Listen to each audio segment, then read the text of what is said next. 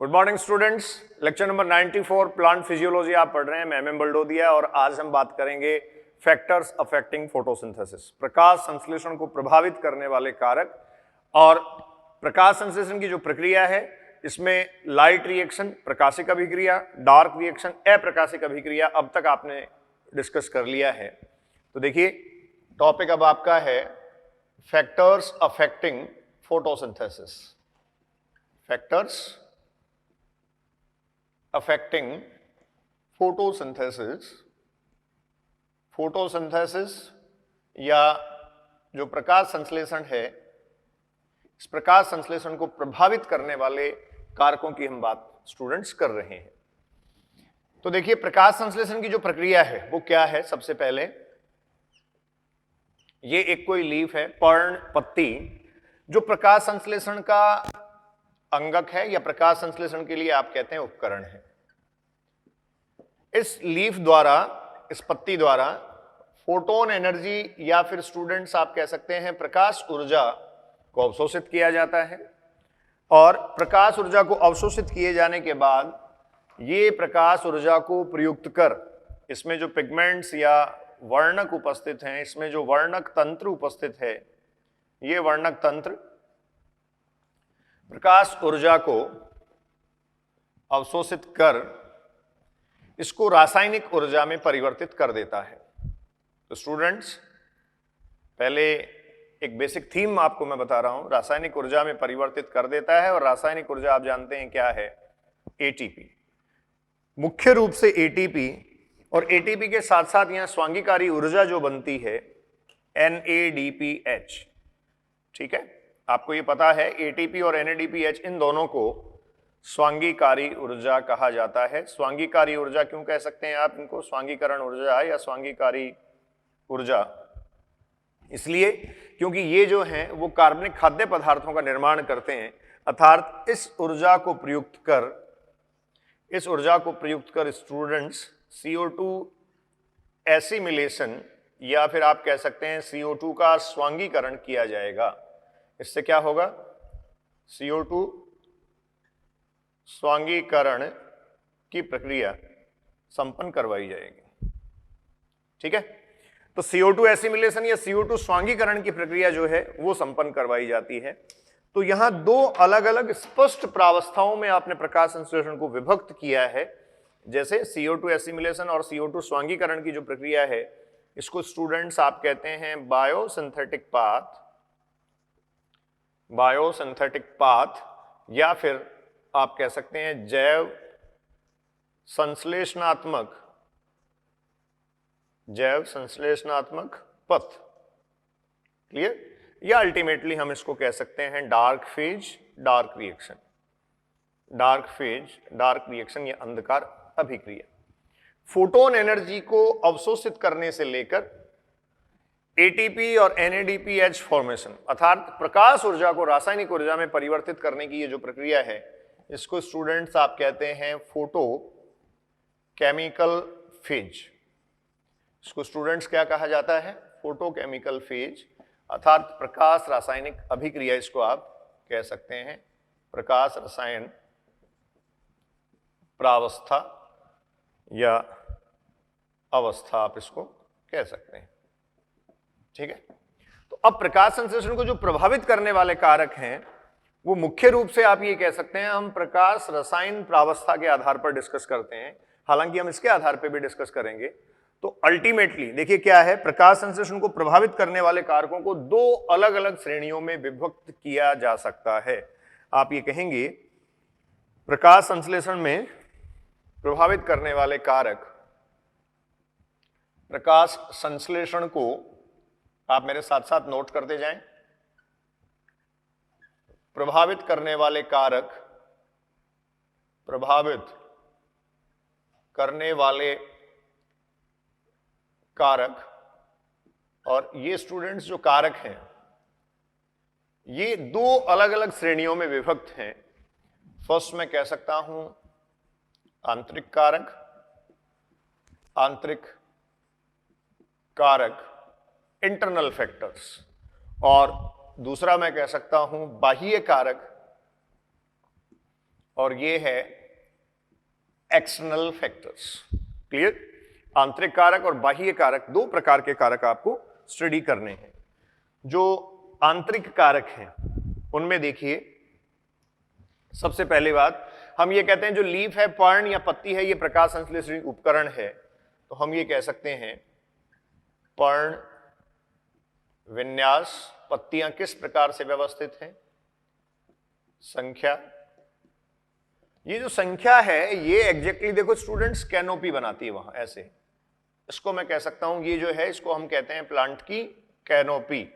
जैसे देखो दो प्लांट आप देखें, एक इस प्रकार से शंकु सदृश कैनोपी अगर शो करता है, जैसे कॉनिफर या शंकुधारी प्लांट होते हैं, और एक इस तरीके से बड़ी canopy, dome shape canopy show करता है। आपसे ये पूछा जाए किसमें प्रकाश संश्लेषण की प्रक्रिया ज्यादा होगी, तो ओबियस आप ये कहेंगे इसमें प्रकाश संश्लेषण की प्रक्रिया ज्यादा होगी, क्योंकि उसका कैनोपी एरिया जो है वो ज्यादा है।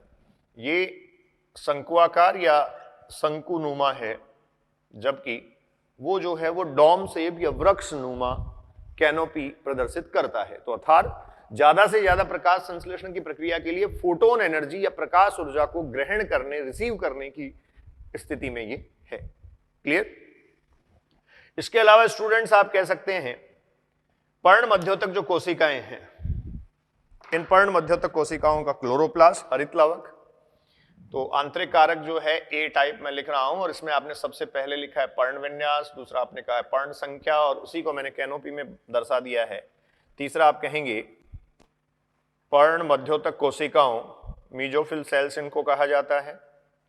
पर्ण मध्योतक कोशिकाओं,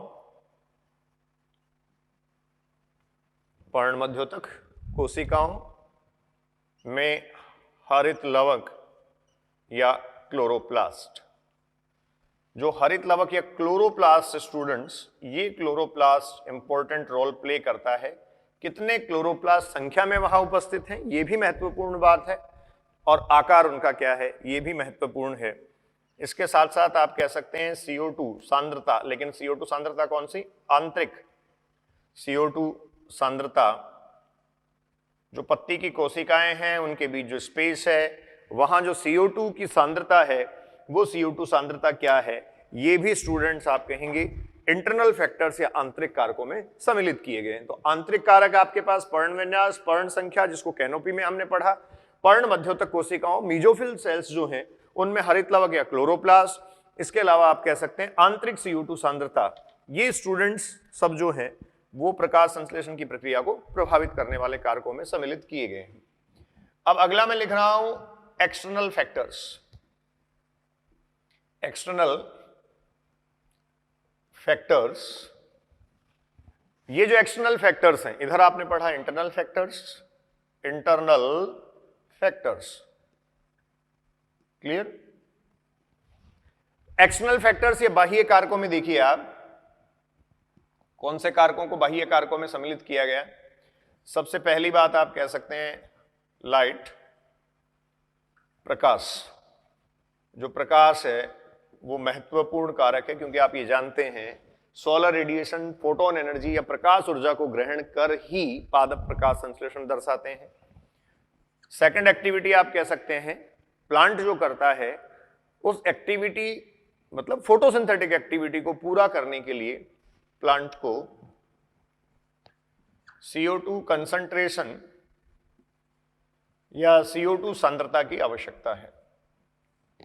जैसा आपने कहा कि जो दूसरा पथ है, सेकंड बायोसिंथेटिक पाथवे जो फोटोसिंथेसिस का है, उसमें CO2 का एसिमिलेशन या CO2 का स्वांगीकरण होता है। तो CO2 कंसंट्रेशन या CO2 सांद्रता आप कहेंगे यहां इंपॉर्टेंट फैक्टर है। और ये CO2 कौन सी सांद्रता है, वहां आपने कहा था आंतरिक, ये आप कहेंगे वायुमंडलीय, एटमॉस्फेरिक CO2। क्लियर? उसके बाद स्टूडेंट्स देखिए थर्ड आप कहेंगे टेम्परेचर, तापमान। और टेम्परेचर या तापमान को इसलिए आप यहां काउंट करेंगे क्योंकि जो बायोसिंथेटिक फेज है, ये बायोसिंथेटिक फेज पूरी तरीके से आप कहेंगे पूर्णतया एंजाइमेटिक प्रोसेस होता है, एंजाइम मीडिएटेड और एंजाइम रेगुलेटेड प्रोसेस होता है। एंजाइम आधारित और एंजाइम द्वारा नियंत्रित प्रक्रिया ये होती है। आपने C3 चक्र, C4 चक्र पढ़ा होगा, कैम पाथवे या कैम चक्र भी आपको बताया गया होगा। तो इन सब में अगर आप देखें तो एंजाइमेटिक एक्टिविटी जो है वो CO2 का स्वांगीकरण करती है। CO2 स्वांगीकरण का मतलब CO2 फिक्सेशन से भी है। कई बच्चों को इस टर्म में डाउट होता है, CO2 फिक्सेशन या CO2 स्थिरीकरण एक ही बात है। CO2 फिक्सेशन और CO2 स्थिरीकरण से क्या बना लिया जाएगा? ऑर्गेनिक मैटर, कार्बनिक खाद्य पदार्थ। और ये ऑर्गेनिक मैटर जो है वो स्टूडेंट्स, ये बच्चों क्या होता है? शुगर, शर्करा। क्लियर? तो ये हुआ। इधर आइए वापस, फोर्थ आप कहेंगे वाटर, जल। ये बाह्य कारकों में सम्मिलित किए गए हैं। तो जो मुख्य बाह्य कारक हैं जो प्रकाश संश्लेषण की प्रक्रिया को प्रभावित करते हैं, उनमें आपने कहा लाइट, प्रकाश, प्रकाश की स्थिति क्या है, इसके अलावा CO2 कंसंट्रेशन, CO2 सांद्रता कैसी है, टेम्परेचर या तापमान की स्थिति क्या है, तथा वाटर या जल की उपलब्धता क्या है। ये सब प्रकाश संश्लेषण को प्रभावित करने वाले जो कारक हैं, जो फैक्टर्स हैं, उनमें स्टूडेंट्स काउंट किए गए हैं। अब हमें वन बाय वन इन सारे फैक्टर्स को डिटेल में डिस्कस करना है। एनसीईआरटी ने काफी अच्छा मैटर यहां आपको लिख के दिया है, लेकिन इन फैक्टर्स को डिस्कस करने से पहले आपको ब्लैकमैन्स लॉ ऑफ लिमिटिंग फैक्टर पढ़ना होगा। ठीक है, तो मैं अगला टाइटल लिख रहा हूं, इस पे ध्यान दें। देखिए आप, Blackman's law of limiting factor. Blackman's law of limiting factor, Blackman का सीमाकारी कारकों का नियम। ठीक है, ये ब्लैकमैन का सीमाकारी कारकों का नियम क्या है? ब्लैकमैन का सीमाकारी कारकों का नियम क्या है? ब्लैकमैन सीमाकारी कारकों का नियम। ठीक है, देखो स्टूडेंट्स, किसी एक पर्टिकुलर प्रोसेस को, कोई भी एक जैविक प्रक्रिया है, जैसे मैं प्रकाश संश्लेषण की बात करूं तो आप इसको कह सकते हैं ये बायोसिंथेटिक फेज है, जैव संश्लेषणात्मक अभिक्रिया है। इसको फोटोकेमिकल कह सकते हैं, और इसको बायोकेमिकल भी मैं कह सकता हूं, क्योंकि रासायनिक ऊर्जा का निर्माण यहां होता है और उसके बाद में रासायनिक पदार्थों अर्थात ऑर्गेनिक मैटर या कार्बनिक खाद्य पदार्थों का निर्माण कर लिया जाता है। तो हम ये कह सकते हैं कि किसी भी बायोकेमिकल प्रोसेस को, किसी भी जैव रासायनिक अभिक्रिया को जो लिविंग सिस्टम में, जीवित तंत्र में हो रही है, उस किसी भी बायोकेमिकल प्रोसेस को अगर एक से ज्यादा कारक नियंत्रित कर रहे हो, एक से ज्यादा कारक नियंत्रित करते हैं, आपने कहा ये बाह्य कारक है, ये आंतरिक कारक है। ठीक है, मुख्य रूप से निर्भर किन पर कर रही है? मुख्य रूप से इन बाह्य कारकों पर आप कहेंगे अभिक्रिया प्रक्रिया निर्भर कर रही है। तो किसी जैव रासायनिक अभिक्रिया को अगर एक से ज्यादा कारक नियंत्रित करते हो, एक से ज्यादा कारक उसको प्रभावित करते हो, तो वहां सबसे कम मात्रा में उपस्थित कारक प्रक्रिया को, अभिक्रिया को सबसे ज्यादा प्रभावित करेगा। क्लियर? आप ये कहेंगे जैसे प्रकाश की उपलब्धता पादप के पास बहुत अच्छी स्थिति में है, तो लाइट लिमिटिंग फैक्टर नहीं होगा, सीमाकारी कारक नहीं होगा। लाइट की उपलब्धता, अगर प्रकाश की उपलब्धता परफेक्ट है, तो प्रकाश जो है वो बहुत ज्यादा इस अभिक्रिया को या प्रक्रिया का निर्धारण नहीं कर पाएगा। लेकिन मान लीजिए CO2 की कंसंट्रेशन या CO2 की सांद्रता इन सब में से सबसे कम है, तो डेफिनेटली ये CO2 की सांद्रता या CO2 की जो कंसंट्रेशन होगी, ये इस प्रकाश संश्लेषण की प्रक्रिया को सर्वाधिक प्रभावित करेगी। क्लियर? तो स्टूडेंट्स देखिए, ब्लैकमैन्स लॉ ऑफ लिमिटिंग फैक्टर में मैं लिख रहा हूं, स्टेटमेंट आप नोट कर लें। एक स्टेटमेंट आपको लिखना है इसमें, यदि जैव रासायनिक अभिक्रिया, यदि जैव रासायनिक अभिक्रिया एक से अधिक कारकों द्वारा नियंत्रित होती हो, एक से अधिक कारकों द्वारा नियंत्रित होती हो, तो सबसे कम मात्रा में उपस्थित कारक, सबसे कम मात्रा में उपस्थित कारक, वैसे पूरा लिखना नहीं चाहिए बोर्ड पे, जैसे मैं बोल ही रहा हूं तो आप वैसे भी नोट कर सकते हैं। सबसे कम मात्रा में उपस्थित कारक लेकिन मुझे लगता है आपकी आदत बड़ी हुई होगी ऐसी। सबसे कम मात्रा में उपस्थित कारक प्रक्रिया को या अभिक्रिया को सर्वाधिक प्रभावित करेगा, सर्वाधिक प्रभावित करेगा। आप देखिए, आप स्टूडेंट से कह सकते हैं, if a biochemical reaction is affected और regulated by many factors, if a biochemical reaction, यदि एक जैव रासायनिक अभिक्रिया जो है वो एक से अधिक कारकों या बहुत सारे कारकों या बहुत सारे फैक्टर्स के द्वारा नियंत्रित होती हो, उसका नियमन होता हो या वो प्रभावित होती हो, तो निश्चित तौर पर सबसे कम मात्रा में उपस्थित, लीस्ट टू लीस्ट कंसंट्रेशन या प्रेजेंस जिसकी है, वो कारक उस अभिक्रिया को सर्वाधिक प्रभावित करेगा, सबसे ज्यादा प्रभावित करेगा। तो इसी ब्लैकमैन्स लॉ ऑफ लिमिटिंग फैक्टर के साथ हमें प्रकाश संश्लेषण को प्रभावित करने वाले जो लिमिटिंग फैक्टर्स हैं उनका अध्ययन भी करना है। तो प्रकाश संश्लेषण को प्रभावित करने वाले जो फैक्टर्स हैं वो ये हैं। अब इनमें प्रकाश संश्लेषण की प्रक्रिया, जो फोटोसिंथेटिक प्रोडक्टिविटी है, प्रकाश संश्लेषित उत्पादकता है, उस उत्पादकता के लिए लिमिटिंग फैक्टर या सीमाकारी कारक क्या होगा, इसको भी मैं साथ साथ आपसे डिस्कस करूंगा इन फैक्टर्स के साथ साथ। तो एक बार आप ये नोट कर लें, और अब 1 बाय 1 में डिस्कस कर रहा हूं, जिसमें सबसे पहले मैं आ रहा हूं लाइट, प्रकाश। क्लियर? स्क्रीनशॉट ले लें या नोट कर लें आप, हो गया होगा। तो देखिए, हम पढ़ रहे हैं फैक्टर्स अफेक्टिंग फोटोसिंथेसिस, और स्टूडेंट्स फैक्टर्स अफेक्टिंग फोटोसिंथेसिस में आपने कहा इंटरनल फैक्टर्स, आंतरिक कारक, और आपने कहा बाह्य कारक प्रकाश संश्लेषी प्रक्रिया को प्रभावित करते हैं। तो जो बाह्य कारक और आंतरिक कारक हैं, इन दोनों की डिटेल आपने यहां लिखी है। अब हम एक्सटर्नल फैक्टर्स को या बाह्य कारकों को 1 बाय 1 स्टडी कर रहे हैं, जिसमें आपने एक ब्लैकमैन्स लॉ ऑफ लिमिटिंग फैक्टर्स भी डिस्कस किया है। ब्लैकमैन के अनुसार जो सीमाकारी कारकों का नियम ब्लैकमैन ने प्रपोज किया, उसके अकॉर्डिंग क्या है कि किसी भी प्रक्रिया को अगर एक से ज्यादा फैक्टर, एक से ज्यादा कारक किसी प्रक्रिया को प्रभावित करते हो, तो यहां उस अभिक्रिया की दर, अभिक्रिया की गति या अभिक्रिया सबसे ज्यादा प्रभावित होगी उस कारक से जो सबसे कम मात्रा में उपस्थित है। Clear? Factors affecting photosynthesis, factors affecting photosynthesis. Clear?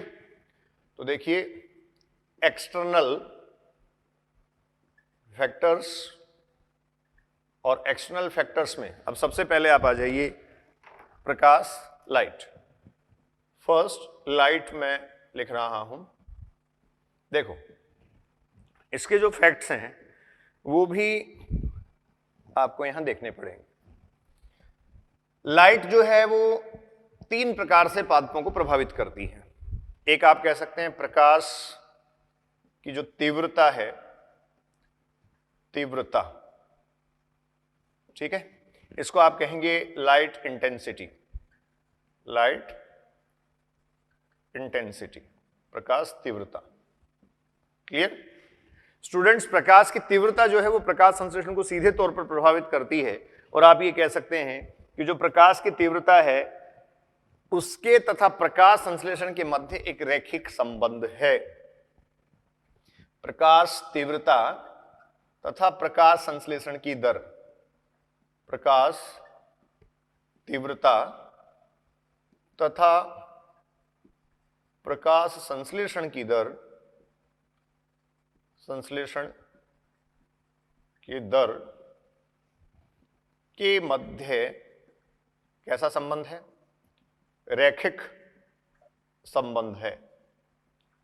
रैखिक संबंध होने का मतलब ये कंडीशन है, ये रेट ऑफ फोटोसिंथेसिस, ये लाइट इंटेंसिटी। तो लाइट इंटेंसिटी बढ़ाओगे अगर आप, जैसे इधर मैं लाइट लिख देता हूं स्टूडेंट्स, और इधर मैं लिख देता हूं पीएस फोटोसिंथेसिस, फोटोसिंथेटिक प्रोडक्टिविटी। तो यहां ये कहा जा रहा है कि एक लीनियर रिलेशनशिप है, एक रैखिक कर्व है, लेकिन एक टाइम पीरियड के बाद जाकर जो है वो ये प्रकाश तीव्रता बढ़ने पर भी फोटोसिंथेसिस नहीं बढ़ेगा। इसको हम आगे स्टडी करने जा रहे हैं। तो आपको कहा गया प्रकाश तीव्रता तथा प्रकाश संश्लेषण की दर के मध्य एक रैखिक संबंध है। मैं आपको कह रहा था प्रकाश जो है वो 3 प्रकार से पादपों को प्रभावित करता है। सबसे पहले प्रकाश तीव्रता, दूसरा आप कह सकते हैं प्रकाश गुणवत्ता, प्रकाश की गुणवत्ता, या इसको स्टूडेंट्स आप कहते हैं क्वालिटी ऑफ लाइट। ये क्वालिटी ऑफ लाइट क्या है? क्वालिटी में आप काउंट करेंगे, जैसे 400 नैनोमीटर से 700 नैनोमीटर आपने कहा, ये प्रकाश संश्लेषित स्पेक्ट्रम है, ठीक है। फोटोसिंथेटिकली एक्टिव रेडिएशंस हैं, पार के नाम से इसको लिखा जाता है, प्रकाश संश्लेषित सक्रिय विकिरण है। इन प्रकाश संश्लेषित सक्रिय विकिरणों में आपने ये पढ़ा होगा, ये violet, Indigo, blue, green, yellow, orange और रेड विबजोर के फॉर्म में प्रदर्शित होती हैं। तो यहां 400 नैनोमीटर की लाइट मिल रही है, 500 नैनोमीटर की लाइट मिल रही है, 700 मिल रही है। ये जो है वो एग्जैक्टली प्रकाश गुणवत्ता या फोटोसिंथेटिक जो लाइट है उसकी क्वालिटी को डिसाइड करेगा। जैसे स्टूडेंट्स आपने ये पढ़ा होगा कि जो फोटोसिंथेटिक एक्टिविटी है उसमें ब्लू स्पेक्ट्रम और रेड स्पेक्ट्रम, दो अलग अलग स्पेक्ट्रम फॉर्म हम डिवाइड कर सकते हैं। जो ब्लू स्पेक्ट्रम की लाइट है ये आप कह सकते हैं मोस्ट एफिशिएंट है, सर्वाधिक दक्ष है, अर्थात ये जो है वो कम तरंगदैर्घ्य या निम्न तरंगदैर्घ्य लो वेवलेंथ होने के कारण हाईली एनर्जेटिक होती है। फोटोसिंथेटिक प्लांट्स इसको सबसे ज्यादा अवशोषित करते हैं, या मैक्सिमम अवशोषण यहां होता है। तो आप ये कह सकते हैं मोस्ट एफिशिएंट है ये, या फिर ये क्या है, सर्वाधिक दक्ष, ठीक है। लेकिन जो रेड स्पेक्ट्रम की लाइट है इसको स्टूडेंट्स हम कह सकते हैं ये मोस्ट इफेक्टिव है। देखिए दोनों वर्ड्स में फर्क है, मैंने उधर लिखा है एफिशिएंट और इधर लिखा है इफेक्टिव। ये सर्वाधिक प्रभावी है, और सर्वाधिक प्रभावी होने का मतलब प्रकाश संश्लेषण की प्रक्रिया को संपन्न करवाने में इसका अहम योगदान है। आप ये जानते हैं फोटोसिंथेटिक पिगमेंट कॉम्प्लेक्स जो है, फोटो सिस्टम्स आपने पढ़े हैं फर्स्ट और सेकंड, उसमें रिएक्शन सेंटर या अभिक्रिया केंद्र जो होगा वो इलेक्ट्रॉन जब इजेक्ट करता है वहां से इलेक्ट्रॉन का निष्कासन होता है, तो कौन सी लाइट होगी, रेड लाइट। क्लियर? तो रेड स्पेक्ट्रम और ब्लू स्पेक्ट्रम ये दो मेन स्पेक्ट्रम है। 400 नैनोमीटर से 700 नैनोमीटर तक की जो लाइट है वो प्रकाश, उस लाइट को हम जब देख रहे हैं तो कौन सी लाइट या किस प्रकार की लाइट मिल रही है उसको प्रकाश की गुणवत्ता या लाइट की क्वालिटी में हम काउंट कर लेते हैं। तीसरा जो है स्टूडेंट्स वो है ड्यूरेशन, प्रकाश अवधि, कितने समय तक पादप को प्रकाश मिल रहा है। अब ये जो अवधि है ये देखिए यहां ज्यादा इंपॉर्टेंट नहीं है, मैं फिर कह रहा हूं फोटोसिंथेटिक एक्टिविटी में जो लाइट ड्यूरेशन है, ये लाइट ड्यूरेशन बहुत ज्यादा इंपॉर्टेंट नहीं है। तीन प्रकार से प्रकाश पादपों को प्रभावित करता है। सबसे पहले आपने कहा लाइट इंटेंसिटी या प्रकाश तीव्रता, दूसरा आपने कहा क्वालिटी ऑफ लाइट, प्रकाश की गुणवत्ता, और तीसरा आपने कहा लाइट ड्यूरेशन, प्रकाश की अवधि। अब देखिए सबसे पहले जो प्रकाश की तीव्रता आपने कही, लाइट इंटेंसिटी, उसमें आपने कहा कि प्रकाश की तीव्रता या लाइट इंटेंसिटी बढ़ने पर प्रकाश संश्लेषण की दर भी जो है वो लगातार बढ़ती है। एक रेखीय संबंध या रैखिक संबंध स्टूडेंट्स आपने इसमें स्टेब्लिश कर दिया। ये रेखीय संबंध आपने स्टेब्लिश तो कर दिया, लेकिन किसी एक पर्टिकुलर पॉइंट पर जाकर आप ये कहेंगे अब प्रकाश संश्लेषण की दर नहीं बढ़ेगी, चाहे आप प्रकाश तीव्रता और बढ़ा दीजिए। ठीक है, तो ऐसा क्यों है? तो सबसे पहले तो आपको यह समझने की जरूरत है कि ये प्रकाश तीव्रता क्या है, लाइट इंटेंसिटी क्या है। तो एग्जैक्टली प्लांट तक आने वाली जो सोलर रेडिएशंस हैं, प्रकाश ऊर्जा है, उसकी पहुंच जो है उसको आप इंटेंसिटी में काउंट करते हैं, उसको आप तीव्रता में काउंट करते हैं। ठीक है, जैसे देखिए एक एग्जांपल के साथ मैं बात करता हूं। एक्वेटिक सिस्टम जो होता है, जलीय पारितंत्र मान लीजिए, ये वाटर जो है सरफेस हुआ, और आप ये जानते हैं एक्वेटिक हैबिटेट में या जलीय आवास में जो फाइटोप्लैंक्टॉन्स या पादप प्लवक हैं, फाइटोप्लैंक्टॉन्स या ये क्या है, पादप प्लवक हैं। ये फाइटोप्लैंक्टॉन्स या पादप प्लवक जल सतह के ठीक नीचे प्लावी, स्पेसिफिकली फ्लोटिंग ऑर्गेनिज्म के फॉर्म में प्रेजेंट होते हैं। सोलर रेडिएशंस यहां सतह से आप ये कह सकते हैं इधर आता है। अब सोलर रेडिएशन जल की सतह से अंदर पेनिट्रेट करता है, जल में अंदर आप ये कह सकते हैं ये पहुंचता है। तो ये जो फाइटोप्लैंक्टोनिक ऑर्गेनिज्म हैं, जो प्लावी जीव हैं, इनको तो आसानी से फोटोसिंथेटिक जो लाइट इंटेंसिटी है, जो प्रकाश तीव्रता है, वो मिल जाती है। लेकिन आगे जाते जाते आप ये कह सकते हैं स्टूडेंट्स इसका प्रभाव कम होता चला जाता है।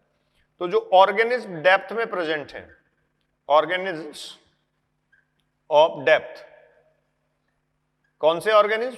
जो प्रकाश संश्लेषण की प्रक्रिया संपन्न करते हैं। मैं फिर लिख रहा हूं, देखो, ऑर्गेनिज्म ऑफ डेप्थ आप कहते हैं गहराई में पाए जाने वाले प्रकाश संश्लेषी जीव, photosynthetic organisms, photosynthetic organism of depth. इनके लिए लाइट इंटेंसिटी या प्रकाश तीव्रता लिमिटिंग फैक्टर हो जाएगा, सीमाकारी कारक हो जाएगा, क्योंकि जैसे जैसे गहराई बढ़ेगी वैसे वैसे लाइट इंटेंसिटी कम होती चली जाएगी।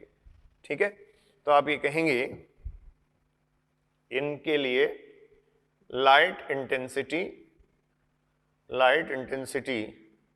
या प्रकाश तीव्रता स्टूडेंट्स क्या होगा? Limiting factor.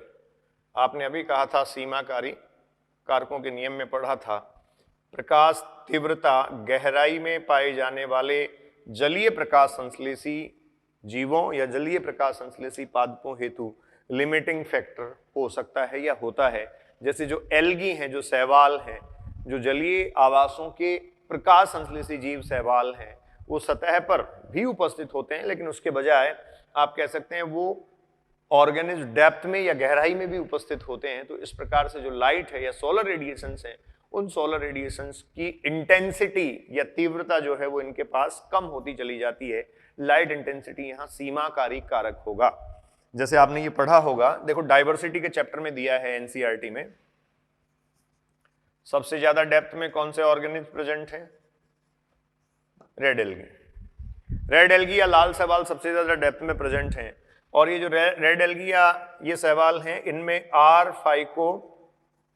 Phycocyanin and R phycoerythrin ये पिगमेंट्स इनमें प्रेजेंट होते हैं। R phycocyanin and R phycoerythrin, R phycocyanin व आर फाइकोएरिथ्रिन इसमें प्रेजेंट होते हैं। तो ये जो रेड एल्गी हैं, ये रेड एल्गी मुख्यतया कौन सी लाइट को एब्जॉर्ब करती हैं?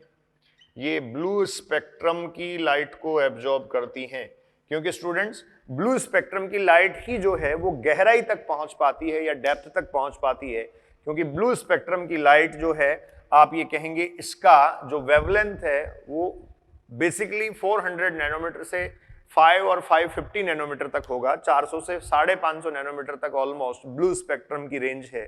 तो ये छोटी तरंगदैर्घ्य की विकिरण होने के कारण अधिक ऊर्जा रखती है, इसलिए अधिक गहराई तक ये पहुंच सकती है।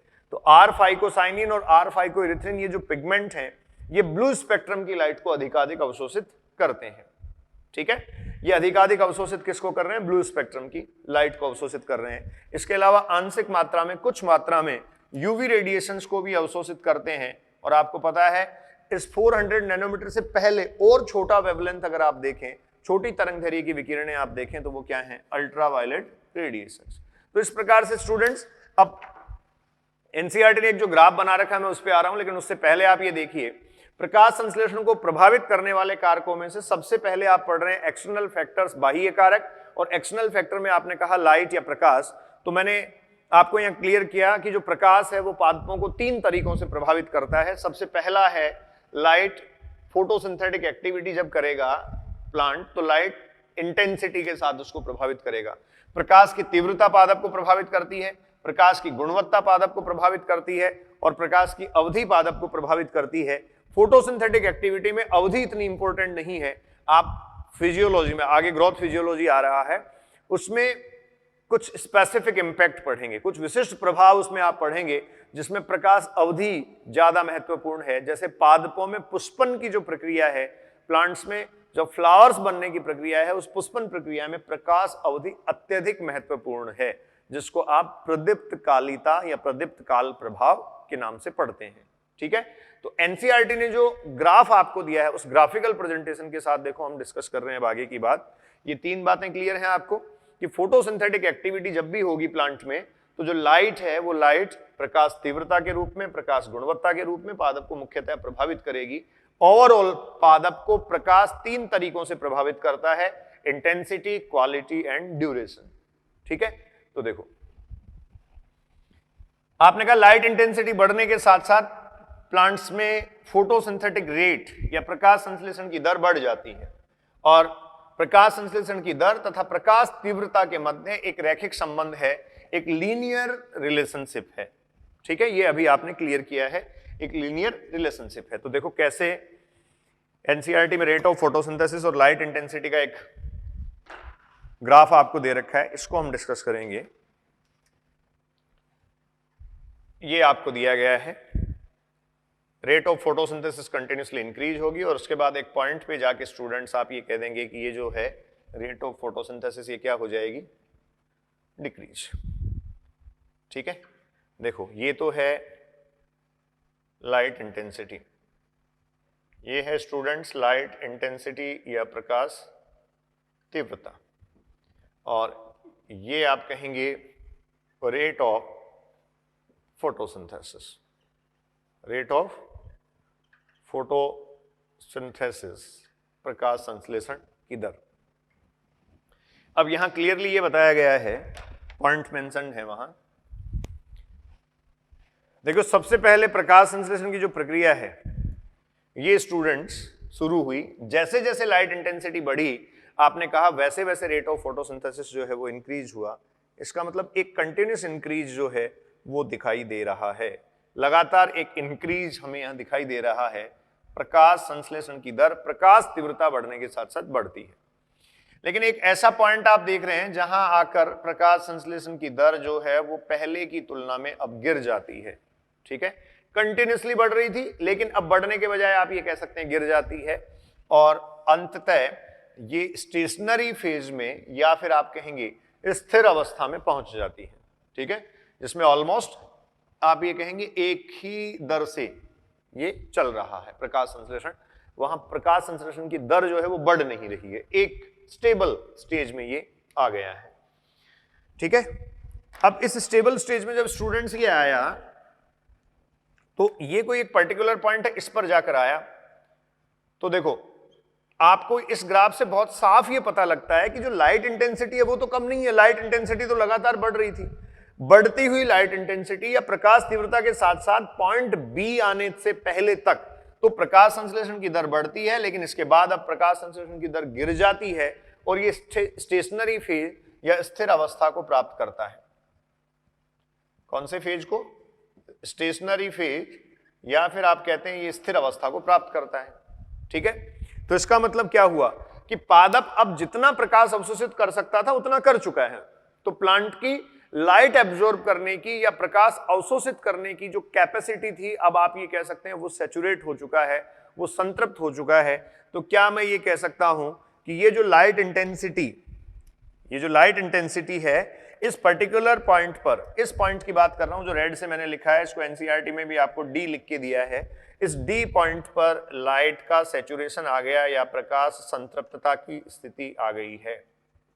ठीक है, इससे ज्यादा प्रकाश पादप अब प्रयुक्त नहीं कर सकता, प्रकाश की कमी नहीं है यहाँ, लाइट इंटेंसिटी लगातार बढ़ रही है, लेकिन बढ़ती हुई लाइट इंटेंसिटी के साथ भी अब प्लांट की फोटोसिंथेटिक रेट या स्टूडेंट्स रेट ऑफ फोटोसिंथेसिस बढ़ नहीं सकती। इसका मतलब इस पर्टिकुलर पॉइंट पर प्लांट जो है वो क्या हो गया है, सैचुरेट हो गया है। ठीक है, इस पर्टिकुलर पॉइंट पर प्लांट सैचुरेट हो गया है, और जब ये सैचुरेट हुआ है तो रेट ऑफ फोटोसिंथेसिस ये है, सॉरी थोड़ा ऊपर बन गया, रेट ऑफ फोटोसिंथेसिस जो है वो बच्चों ये है, इस पर्टिकुलर पॉइंट पर प्लांट सैचुरेट हो गया है। ये जो पर्टिकुलर पॉइंट यहां मैं देख रहा हूं, इस पर्टिकुलर पॉइंट पर प्लांट जो है वो क्या हो गया है, सैचुरेट हो गया है। ठीक है, तो प्लांट इस पर्टिकुलर पॉइंट पर सैचुरेट हो गया है, और आप ये कहेंगे ये जो प्रोसेस है फोटोसिंथेटिक एक्टिविटी, या ये जो प्रोसेस है ये फोटोसिंथेटिक एक्टिविटी या जो प्रोसेस है ये अब स्थिर अवस्था में आ गई है। धीरे धीरे आप ये कह सकते हैं प्रकाश संश्लेषण रुक जाएगा। तो देखो ए के बारे में बात करो, पॉइंट टू पॉइंट आपको डिस्कस करना है। जब ए अवस्था में लगातार प्रकाश तीव्रता बढ़ने पर रेट ऑफ फोटोसिंथेसिस बढ़ रहा था, तो क्या एक अकेला लाइट इंटेंसिटी ही इस प्रकाश संश्लेषण की दर को बढ़ा रहा था? ऐसा नहीं है, सिर्फ लाइट इंटेंसिटी या प्रकाश तीव्रता प्रकाश संश्लेषण की दर को नहीं बढ़ा सकती। जब प्रकाश संश्लेषण की दर लगातार बढ़ रही थी, या ये रैखिक जो कर्व आप देख रहे हैं, ये जो रैखिक वक्र आप देख रहे हैं, लीनियर कर्व देख रहे हैं, जब ये बन रहा था तो आप ये मान के चलिए इस स्थिति में प्रकाश संश्लेषण को प्रभावित करने वाले बाकी सारे कारक भी अनुकूलतम अवस्था में थे। ठीक है, तो पॉइंट ए के लिए मैं पॉइंट्स लिख रहा हूं। कंडीशन ए है आपके पास आप ये कह रहे हैं ए जो है वो लीनियर कर्व को शो करता है, जो ए है वो किसको शो कर रहा है, लीनियर कर्व को या रैखिक वक्र को स्टूडेंट्स शो कर रहा है। तो देखो ए लीनियर कर्व, रैखिक वक्र, ठीक है, हिंदी बोल रहा हूं मैं साथ साथ सारे टर्म्स की।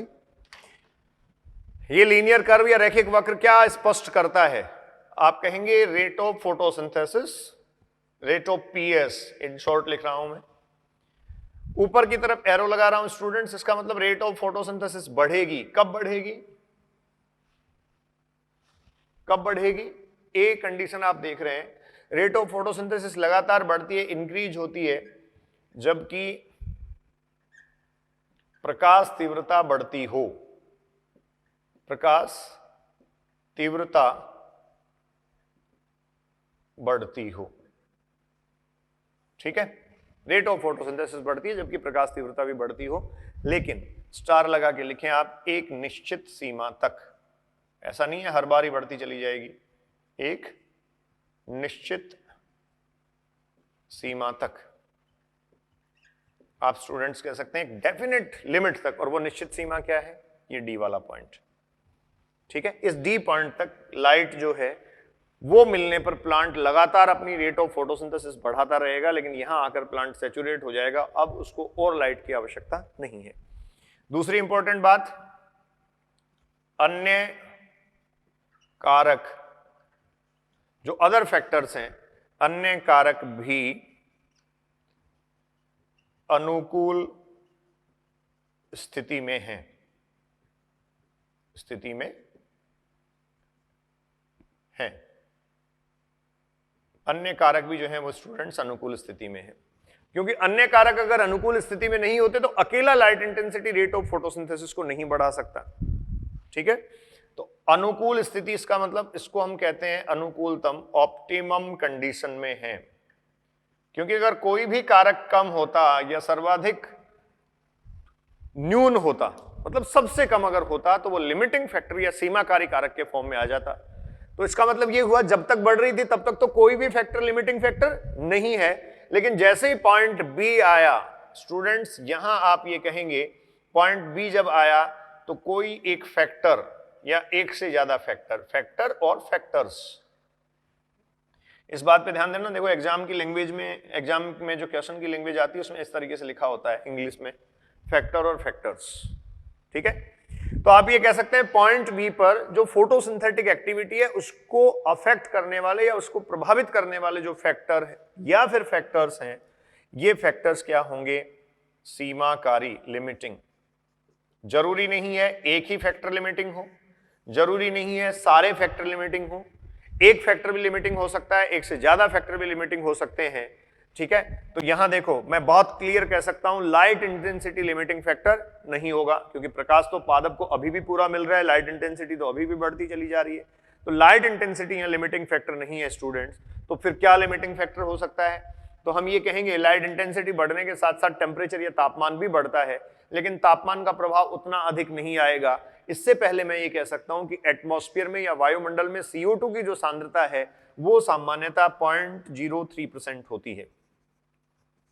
जो CO2 कंसंट्रेशन है स्टूडेंट्स, ये CO2 कंसंट्रेशन एटमॉस्फेयर में आप पढ़ते हैं 0.03% होती है। CO2 कंसंट्रेशन काफी न्यून होती है और सामान्यतः ये पादपों के लिए प्रकाश संश्लेषण की जो स्थिति है उसमें सीमाकारी कारक भी होता है। अगर सबसे पहला लिमिटिंग फैक्टर स्थलीय आवास के पादपों में देखा जाए या आपसे सीधा ही पूछ लिया जाए कि जो स्थलीय आवास के पादप हैं फोटोसिंथेटिक एक्टिविटी जो कर रहे हैं उनमें लिमिटिंग फैक्टर क्या होगा, तो सबसे पहले हम किसको प्रेफर करते हैं, CO2 को। तो मैं ये कह सकता हूं कि पॉइंट ए से लगातार आप ये कह रहे हैं कि फोटोसिंथेटिक एक्टिविटी में प्रकाश संश्लेषण की दर बढ़ती जा रही थी, लेकिन एक पर्टिकुलर पॉइंट बी पर जाकर या बी स्थिति में प्रकाश संश्लेषण की दर में गिरावट आ गई। इसका मतलब यहां कोई भी प्रकाश संश्लेषण को प्रभावित करने वाला कारक सीमाकारी हो सकता है, लिमिटिंग हो सकता है, और ये जो लिमिटिंग फैक्टर है वो यहाँ क्या है इस टाइम, CO2। अगर मैं स्थलीय आवास के पादपों के लिए देखूं तो सबसे पहले आप ये कहेंगे यहाँ CO2 लिमिटिंग फैक्टर हो गया है, इसलिए लगातार प्रकाश संश्लेषण की दर नहीं बढ़ रही है। तो दो कारण है प्रकाश संश्लेषण की दर के न्यून होने या नीचे आने के।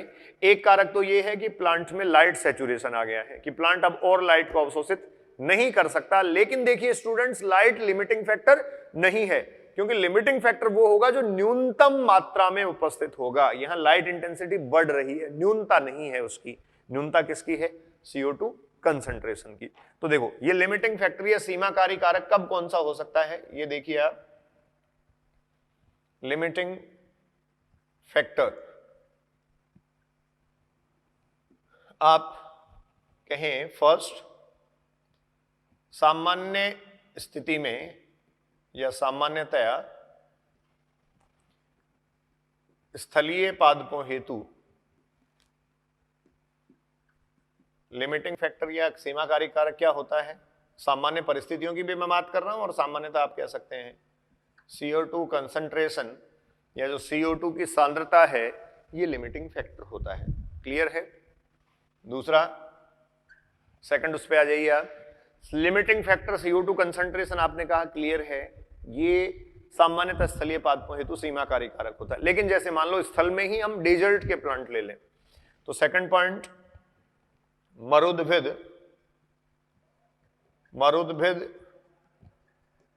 पादप। देखो जीरोफाइट्स जो हैं स्टूडेंट्स, इन जीरोफाइट्स में लिमिटिंग फैक्टर, अब आप ये कहेंगे CO2 के बजाय वहां वाटर स्ट्रेस होता है, जल की कमी होती है या जल की न्यूनता होती है, तो यहां CO2 से भी पहले लिमिटिंग फैक्टर आपको क्या लेना पड़ेगा? वाटर। क्लियर? तीसरी स्थिति, जैसे मैं बात करूं हाइड्रोफाइट्स की, हाइड्रोफाइट्स जो जलीय पादप हैं, इन हाइड्रोफाइट्स या जलीय पादपों को अगर आप देखें तो हाइड्रोफाइट्स में लिमिटिंग फैक्टर क्या हो सकता है? यहां स्टूडेंट्स न्यूट्रिएंट्स या जो पोषकों की उपलब्धता है, ये पोषकों की उपलब्धता सीमाकारी कारक हो सकता है। इसके अलावा यहां भी CO2 की कंसंट्रेशन जो है वो लिमिटिंग फैक्टर हो सकता है, लेकिन पहले आप किसको लेंगे? न्यूट्रिएंट्स को। आपसे ये कहा जाए गहराई में उपस्थित हाइड्रोफाइट्स या गहराई में उपस्थित जलीय पादप, अब देखिए इस स्थिति में जो गहराई में उपस्थित जलीय पादप हैं, इस स्थिति में लिमिटिंग फैक्टर स्टूडेंट सबसे पहले क्या होगा? लाइट इंटेंसिटी या लाइट। ठीक है, आपको मैंने अभी बताया था जो फाइटोप्लैंक्टन्स या पादप प्लवक हैं वो जल की सतह के ठीक नीचे तैरते रहते हैं, तो उनके लिए लाइट कभी भी लिमिटिंग फैक्टर नहीं होगा। तो ये इस प्रकार से अलग अलग परिस्थितियों में आपको लिमिटिंग फैक्टर डिसाइड करना है। ठीक है, तो देखो पॉइंट ए में आपने ये कहा ये लीनियर कर्व प्राप्त होता है, अर्थात प्रकाश तीव्रता बढ़ने के साथ साथ लगातार प्रकाश संश्लेषण की दर बढ़ रही है। लेकिन जब लगातार प्रकाश संश्लेषण की दर बढ़ती है उस समय अन्य कारक भी ऑप्टिमम कंडीशन में या अनुकूलतम अवस्था में है, इसीलिए दर बढ़ रही है। एक अकेला लाइट इंटेंसिटी, एक अकेला प्रकाश तीव्रता प्रकाश संश्लेषण की दर को नहीं बढ़ा सकता। क्लियर? दूसरा आपने कहा जब बी स्थिति में ये आ गया है तो प्रकाश संश्लेषण की दर में यहां गिरावट आई है, और प्रकाश संश्लेषण की दर में ये जो गिरावट है ये यहां आने का मतलब ये हुआ कि यहां कोई भी कारक सीमाकारी हो सकता है जो सबसे कम मात्रा में या न्यूनतम मात्रा में उपस्थित है, उसके सीमाकारी होने की अधिकतम संभावना है, यह वही सीमाकारी कारक होता है। तो सर्वाधिक संभावना किसकी है? CO2 कंसंट्रेशन, क्योंकि एटमॉस्फेयर में या वायुमंडल में आप ये कह सकते हैं एटमॉस्फेरिक CO2 कंसंट्रेशन 0.03% ही होता है, और सामान्यतया सबसे पहले CO2 को ही हम क्या लेते हैं? Limiting factor. उसके बाद आप ये कहेंगे लिमिटिंग फैक्टर कौन कौन से हैं, तो ये मैंने यहां क्लियर कर दिए हैं। ठीक है, सी, पॉइंट सी पे डिस्कस कर लेते हैं। देखिए स्टूडेंट्स, पॉइंट सी जो है इसमें आप ये कहेंगे जो प्रकाश संश्लेषण की प्रक्रिया है वो स्थिर अवस्था में आ गई है। स्थिर अवस्था, ये जो स्थिर अवस्था है ये प्रदर्शित करती है लगातार प्रकाश संश्लेषण की दर पहले बढ़ रही थी लेकिन अब नहीं बढ़ पा रही है। प्रकाश संश्लेषण की दर जो है वो एक स्टेबल कंडीशन, स्टेशनरी कंडीशन या स्थिर अवस्था में है, क्योंकि प्रकाश संश्लेषण को जो नियंत्रित करने वाले कारक हैं, या तो नियंत्रित करने वाले कारक सीमाकारी हो गए हैं, या फिर आप ये कह रहे हैं कि जो प्लांट है वो अब और लाइट को एब्जॉर्ब नहीं कर सकता, नहीं काम में ले सकता। तो पॉइंट डी आपने कहा, ये पॉइंट डी क्या है? ये प्रकाश संतृप्तता, प्रकाश संतृप्तता को प्रदर्शित करने वाला बिंदु है, कि अर्थात पॉइंट डी पर प्लांट जितनी लाइट एब्जॉर्ब कर सकता था मैक्सिमम लाइट एब्जॉर्ब करके अब सैचुरेट हो गया है। ठीक है, तो ये हुआ लाइट सैचुरेशन।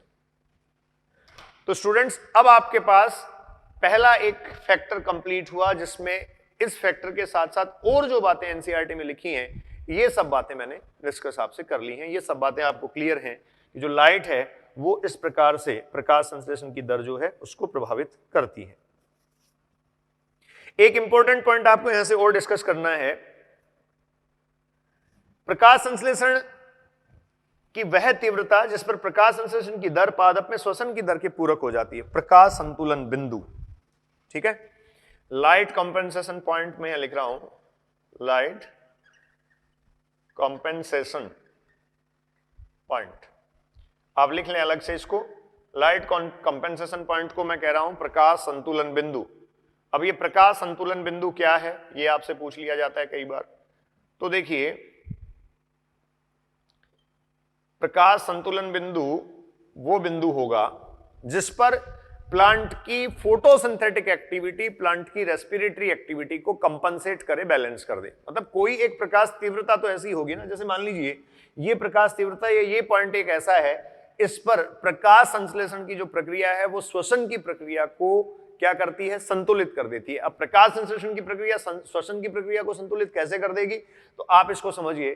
प्रकाश संश्लेषण की प्रक्रिया में आप कहते हैं CO2 यूटिलाइज होती है, CO2 यूज होती है, जबकि श्वसन की प्रक्रिया में वहां CO2 जो है वो रिलीज होती है। ठीक है, तो प्रकाश संश्लेषण की प्रक्रिया के दौरान या प्रकाश संश्लेषण प्रक्रिया जो है उसके दौरान आप कहेंगे जो श्वसन में मुक्त होने वाले CO2 है उसके बराबर की मात्रा प्रकाश संश्लेषण के दौरान प्रयुक्त होने वाले CO2 की हो, तो प्रकाश संश्लेषण और श्वसन दोनों कंपनसेट हो गए, प्रकाश संश्लेषण और श्वसन दोनों संतुलित हो गए। अब जिस प्रकाश तीव्रता पर वो संतुलित होते हैं उसको आप कौन सा पॉइंट कहते हैं, लाइट कंपनसेशन पॉइंट। तो पॉइंट नोट करिए, लाइट कंपनसेशन पॉइंट क्या होगा, आप कहिए वह प्रकाश तीव्रता जिस पर पादप में प्रकाश संश्लेषण की दर श्वसन की दर को संतुलित कर दे, वह प्रकाश तीव्रता। देखो मैं शॉर्ट में लिख देता हूं, आप लिखते जाएं, वह लाइट इंटेंसिटी या प्रकाश तीव्रता जिस पर लाइट इंटेंसिटी पॉइंट एक स्पेसिफिक है, कोई भी हो सकता है, वह लाइट इंटेंसिटी पॉइंट या वह प्रकाश तीव्रता जिस पर फोटोसिंथेसिस प्रकाश संश्लेषण इज इक्वल्स टू रेस्पिरेशन। अब ये इन दोनों को मैंने एक दूसरे के बराबर किया, संतुलित किया। संतुलन का मतलब क्या है, यहां आप जानते हैं CO2 फोटोसिंथेटिक एक्टिविटी में ये अपटेक करता है, काम में लेता है CO2, और रेस्पिरेटरी एक्टिविटी में जानते हैं ये CO2 को क्या करता है, रिलीज करता है। जब ये दोनों संतुलित हो जाएंगे तो ये किसी एक पर्टिकुलर लाइट इंटेंसिटी पर या पर्टिकुलर प्रकाश तीव्रता पर संतुलित हुए हैं। ये प्रकाश तीव्रता जो होगी उसको प्रकाश संतुलन बिंदु कहेंगे, अर्थात पादप में वो प्रकाश बिंदु जो संतुलन ला दे किस किस में, फोटोसिंथेसिस में और रेस्पिरेशन में, उसको प्रकाश संतुलन बिंदु कहेंगे। इसी के साथ एक और बात कनेक्ट कर देता हूं। देखो ये आपने कहा फोटोसिंथेसिस और फोटोसिंथेसिस में निकलने वाला प्रयुक्त होने वाला CO2 और रेस्पिरेशन में निकलने वाला CO2 ये दोनों कंपनसेट हो जाए, बराबर हो जाए, इनकी मात्रात्मक स्थिति जो है वो समान हो जाए, तो क्या ये संतुलन प्रदर्शित कर रहा है? डेफिनेटली प्रकाश संश्लेषण और रेस्पिरेशन में पादप में संतुलन है, और ये जो संतुलन होगा इसको स्टूडेंट्स हम बोलते हैं CO2 compensation point, CO2 compensation point, इसको CO2 संतुलन बिंदु कहते हैं। तो दो आपके पास है, एक प्रकाश संतुलन बिंदु और दूसरा आप कह सकते हैं CO2 संतुलन बिंदु, CO2 संतुलन। ठीक है, आपको C3 और C4 प्लांट्स के साथ बताया गया होगा। C4 प्लांट्स में जो CO2 कंपेंसेशन पॉइंट है वो नीचे आता है, काफी कम होता है, क्योंकि C4 प्लांट्स को CO2 की आवश्यकता काफी कम है। अब आवश्यकता कम है, देखो प्रकाश संश्लेषण में तो उसको काम में लेनी है और रेस्पिरेशन से वो निकल रही है, तो अगर प्रकाश संश्लेषण की प्रक्रिया में CO2 संतुलन बिंदु नीचे आता है, इसका मतलब CO2 या कम CO2 की उपलब्धता में भी प्रकाश संश्लेषण की प्रक्रिया संपन्न हो सकती है। तो ये CO2 संतुलन बिंदु है और ये है स्टूडेंट्स प्रकाश संतुलन बिंदु। तो मैंने बहुत सारी बातें इसी के साथ आपसे डिस्कस कर ली हैं। अब अगला जो फैक्टर है वो मैं लिख रहा हूं टेम्परेचर या है तापमान। ठीक है, अगला फैक्टर आप स्टूडेंट्स नोट करें, टेम्परेचर तापमान। जो तापमान है वो यहां एंजाइमेटिक एक्टिविटी को स्पेसिफिकली रेगुलेट करने के लिए उपस्थित है। सेकंड आप लिखें टेम्परेचर या तापमान। तो आप लिखें एंजाइमेटिक एक्टिविटी, एंजाइमेटिक एक्टिविटी या एंजाइमी क्रिया को नियंत्रित करने हेतु, नियंत्रित करने हेतु अनुकूलतम तापमान की आवश्यकता है, अनुकूलतम ताप परास की आवश्यकता है या ताप परास की आवश्यकता होती है, ताप परास की आवश्यकता होती है।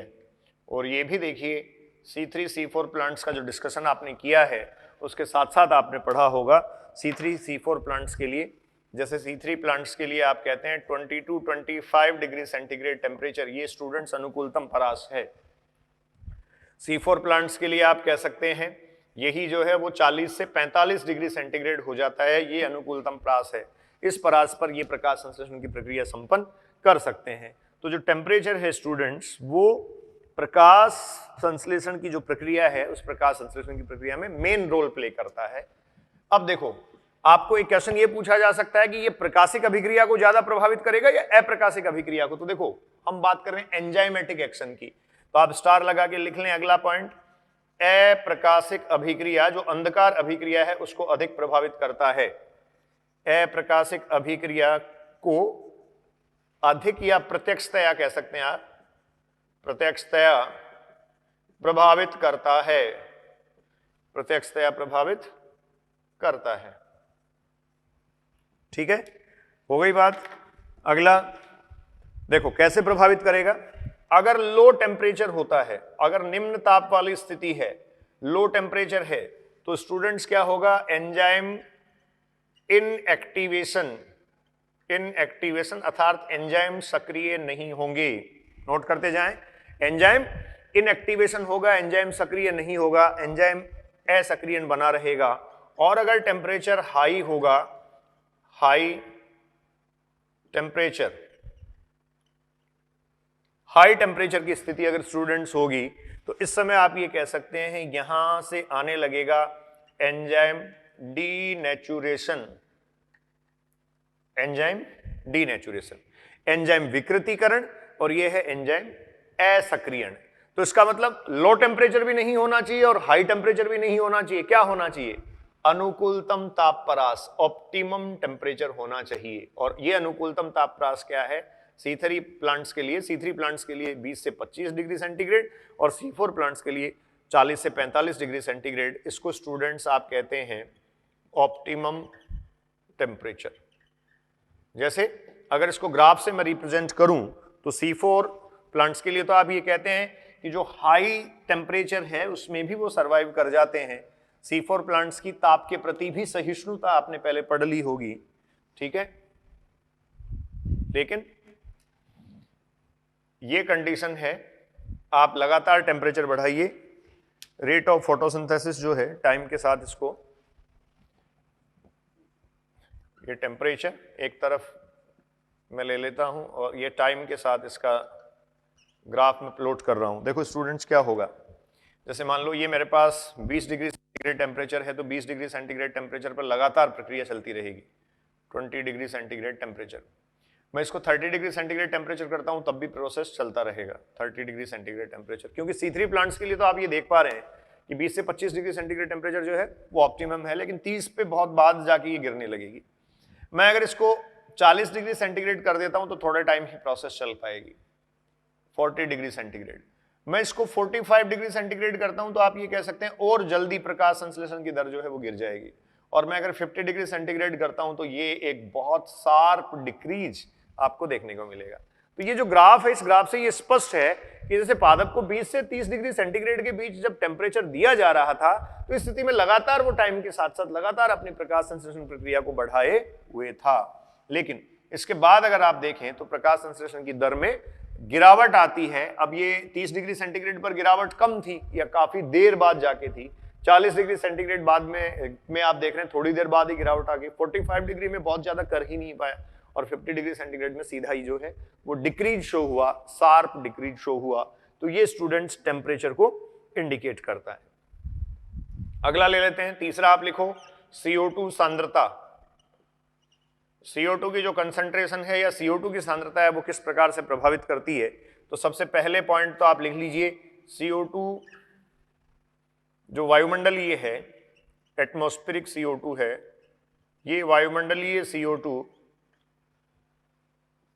क्या है, न्यून मात्रा में उपस्थित है, 0.03%, सिर्फ कुल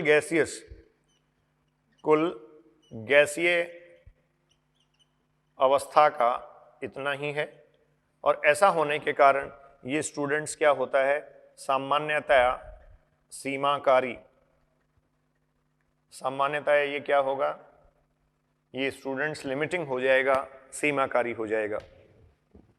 CO2 की सांद्रता बढ़ने पर क्या प्रभाव पड़ेगा, तो अगला मैं इसी में पॉइंट लिख रहा हूं।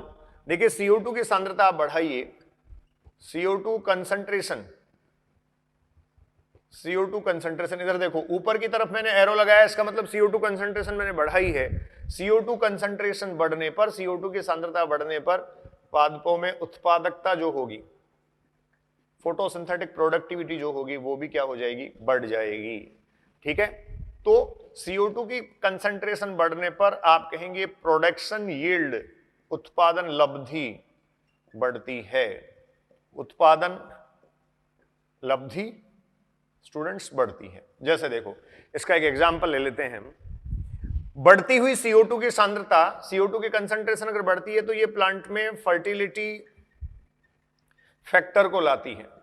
फर्टिलिटी फैक्टर क्या है, उत्पादकता प्रभाव है। जैसे आपने कहा उत्पादन लब्धि बढ़ी, कैसे, 0.03% से अगर आप इसको बढ़ाकर 0.05% कर दोगे तो इस कंडीशन में प्रोडक्टिविटी या उत्पादकता बढ़ेगी। प्रोडक्टिविटी या उत्पादकता के बढ़ने को ही हम फर्टिलिटी फैक्टर में काउंट कर रहे हैं। आप ये कह रहे हैं 0.03% से 0.05%, मतलब जस्ट डबल के आसपास जब आपने कर दिया, इस स्थिति में कंसंट्रेशन बढ़ने पर ओवरऑल आप कहेंगे उत्पादकता बढ़ जाती है, उत्पादकता बढ़ जाती है। क्लियर। लेकिन अगर सांद्रता स्टूडेंट्स इससे ज्यादा होती है तो CO2 विषैले प्रभाव उत्पन्न करती है और स्टोमेटा बंद हो जाते हैं, स्टोमेटल क्लोजर प्लांट में आ जाता है।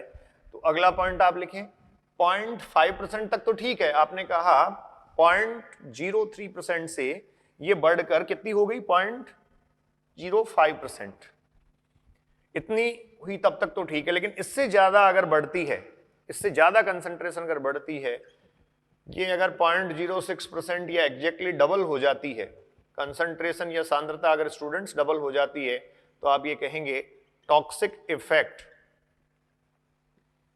या प्लांट पर कैसे प्रभाव होंगे, विषैले प्रभाव प्रदर्शित करेगी। और विषैले प्रभाव जो प्रदर्शित करेगी उसमें सबसे पहला आप ये कहेंगे प्लांट में क्या हो जाएगा, स्टोमेटल क्लोजर, स्टोमेटल क्लोजर, रंध्र जो हैं वो बंद हो जाएंगे। आपने रंध्रों की जो क्रियाविधि है, खुलने और बंद होने की क्रियाविधि, उसके साथ वहां फैक्टर पढ़े होंगे तो आपने पढ़ा होगा CO2 जो है वो रंध्रों की अभिक्रिया, रंध्रों की खुलने और बंद होने की प्रक्रिया उसका नियमन भी करती है। तो स्टोमेटल क्लोजर आ जाएगा अगर कंसंट्रेशन बहुत ज्यादा बढ़ गई। और ये टॉक्सिक इफेक्ट या विषैले प्रभाव जो है वो स्टूडेंट्स आप कह सकते हैं लीफी पार्ट जो है, बेसिकली लीफी पार्ट जो पर्णिल भाग है, इन लीफी पार्ट या पर्णिल भाग पर सर्वाधिक आएंगे, लीफी पार्ट या पर्णिल भाग पर ये प्रभाव सर्वाधिक होंगे।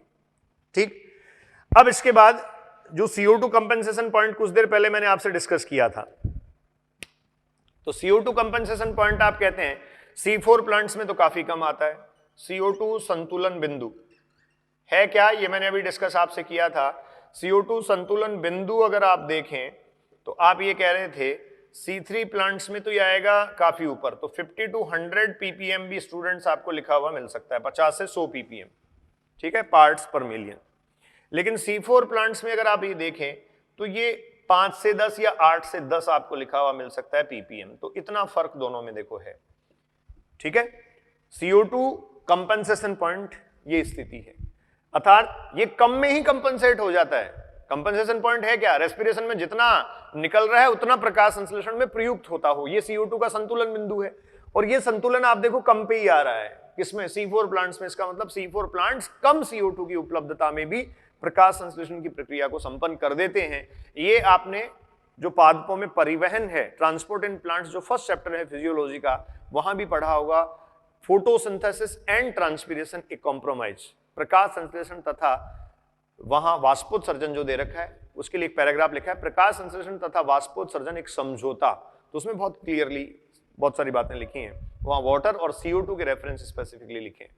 आप जानते हैं कि C3 और C4 प्लांट अगर समान मात्रा CO2 की फिक्स करते हैं, समान CO2 मात्रा का स्थिरीकरण करते हैं, तो इस अवस्था में वहां जो C4 प्लांट्स हैं वो आधे ही जल की मात्रा को प्रयुक्त करेंगे या रिलीज करेंगे, जबकि C3 प्लांट्स जो हैं उनमें जल की जो रिलीज होने की मात्रा है वो जस्ट डबल होगी C4 प्लांट्स के कंपैरेटिवली। तो ये स्टूडेंट्स हो गया CO2 संतुलन बिंदु। इसके बाद CO2 सैचुरेशन। CO2 सैचुरेशन संतृप्तता, मतलब अधिकतम कितनी CO2 पर प्लांट सैचुरेट हो जाता है, या कितनी CO2 की आवश्यकता होती है। ये C3 और C4 प्लांट्स में अगर आप देखें, NCERT ने आपको लिख के दिया है, C3 प्लांट्स में अगर आप स्टूडेंट्स देखें तो 450 μl पर लीटर, और C4 प्लांट्स में अगर आप देखें तो ये 350 या 360 ml पर लीटर। अधिकतम CO2 सैचुरेशन या संतृप्तता क्या है? अधिकतम CO2 की आवश्यकता, CO2 संतृप्तता अधिकतम, इतनी CO2 ये प्लांट्स जो है वो क्या कर सकते हैं? यूज कर सकते हैं। तो ये स्टूडेंट्स आपके पास 3 फैक्टर अब तक हमने डिस्कस कर लिए। एक प्रकाश आपने डिस्कस किया था, दूसरा टेम्परेचर आपने डिस्कस किया था, तापमान, और तीसरा CO2 की सांद्रता, CO2 कंसंट्रेशन आपने डिस्कस किया। अब मैं लास्ट फैक्टर पे आ रहा हूं, ये है वाटर, ठीक है, वाटर, जल।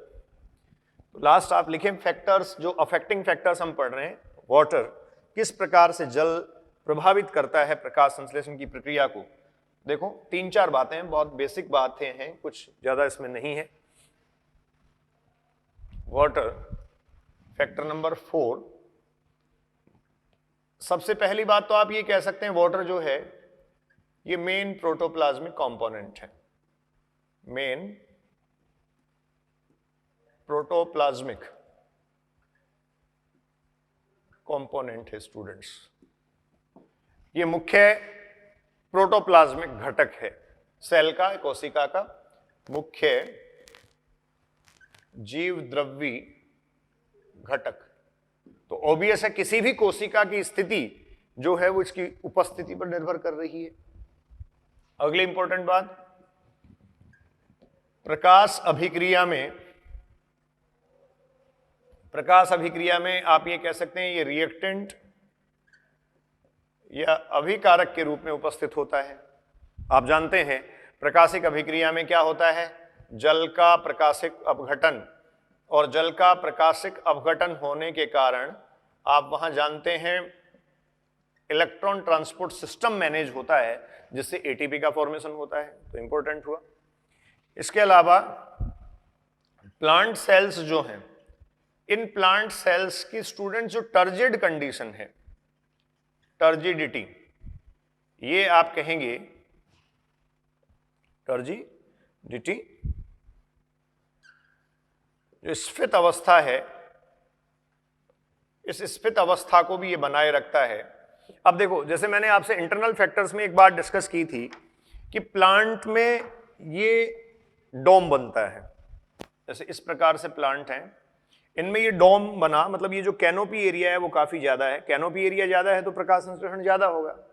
अब अगर यहाँ जो लीफ प्रेजेंट है वो टर्जिड कंडीशन में या स्फीत अवस्था में होंगी, तो ऑब्वियस है स्फीत अवस्था में होने पर लीफ में एक्सपेंशन या विस्तार होगा, और एक्सपेंशन या विस्तार होगा अर्थात पर्ण पत्ती चौड़ी या विस्तृत होगी, तो अधिक प्रकाश संश्लेषण की प्रक्रिया कर पाएगी। लेकिन अगर लीफ जो है वो फ्लैसिड कंडीशन में आ जाती है, ये स्लथ अवस्था में आ जाती है, तो इसका मतलब वो जो सरफेस एरिया है वो अब क्या हो गया? कम हो गया। तो लीफ में जब एक्सपेंशन आया तब तो आप ये कहेंगे लीफ का सरफेस एरिया बढ़ गया, और सरफेस एरिया बढ़ा तो फोटोसिंथेसिस की जो रेट है, प्रकाश संश्लेषण की दर है, वो वहां से बढ़ जाएगी। तो लाइट जो है वो 3-4 सीधे सीधे सॉरी वाटर जो है वो 3 से 4 सीधे फैक्टर आप कह दीजिए। पहला तो ये मुख्य जो है वो जीवद्रव्य घटक है, इसलिए प्रभावित निश्चित तौर पर करेगा। दूसरी बात आपने कहा प्रकाश अभिक्रिया में जल जो है वो क्या है, प्रकाशिक अपघटन दर्शाता है। इसका प्रकाशिक अपघटन होता है जिससे वहां इलेक्ट्रॉन ट्रांसपोर्ट सिस्टम चलता है और एटीपी का फॉर्मेशन होता है। तो इंपॉर्टेंट पॉइंट है। वाटर स्प्लिटिंग कॉम्प्लेक्स, जल का प्रकाशिक अपघटन जो है उसका विघटन सम्मिश्र कॉम्प्लेक्स आप पढ़ के आए जो फोटोसिस्टम सेकंड के साथ एसोसिएट होता है। फिर आपने कहा प्लांट सेल्स, पादप कोशिकाएं और पादप अंगक जो हैं उनमें स्फीतता या उनमें तनाव की स्थिति, टर्जिडिटी जब उनकी बनी रहती है तभी आती है, अर्थात वो एक्सपेंडेड जब होंगे, सरफेस एरिया जब बढ़ेगा, कैनोपी एरिया जैसे आप जो कह रहे हैं बड़ा होगा, तो निश्चित तौर पर प्रकाश संश्लेषण की दर बढ़ेगी। और अगर लीफ या पत्तियां फ्लैसिड कंडीशन में या स्लथ अवस्था में होंगी तो सरफेस एरिया कम होने से रेट ऑफ फोटोसिंथेसिस डिक्रीज हो जाएगी। ठीक है, तो ये स्टूडेंट्स आपके पास फोटोसिंथेसिस को अफेक्ट करने वाले फैक्टर्स थे। इसके अलावा जो वाटर है वो आपको पता है एंजाइमेटिक एक्टिविटी के लिए भी एक मीडियम प्रोवाइड करता है, एक माध्यम उपलब्ध करवाता है, इसलिए भी ये जो है वो बायोकेमिकल रिएक्शंस को अफेक्ट करता है, जैव रासायनिक अभिक्रियाओं को प्रभावित करता है। तो ये सारे प्रकाश संश्लेषण की अभिक्रिया को प्रभावित करने वाले कारक आपने पढ़े, जिसमें एक्सटर्नल फैक्टर्स या बाह्य कारकों का हमने विस्तृत अध्ययन किया। सबसे पहले आपके पास लाइट या प्रकाश था, दूसरा आपने टेम्परेचर स्टडी किया, तीसरा आपने स्टडी किया CO2 कंसंट्रेशन और फोर्थ वन लास्ट आपने स्टडी किया वाटर। क्लियर?